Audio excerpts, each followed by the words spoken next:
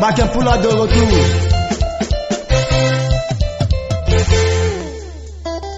Yasi bien Béatrice, et quoi n'est mot à payer le.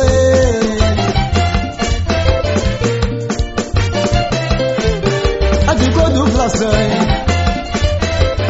y'a pas beaucoup.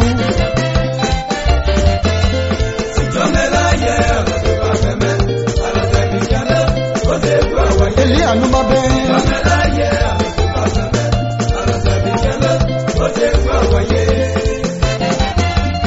Ayasore de Panamo de Kifelu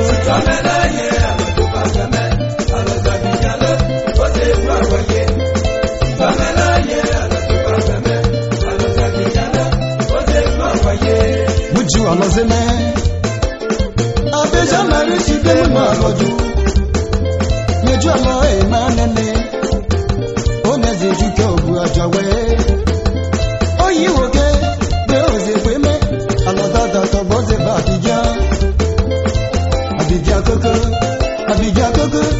abidjan koko base o base toto avocat le base e je ne ko bloki me bo aneze oleve jonete mesi dobi atelo abidjan no ze le faro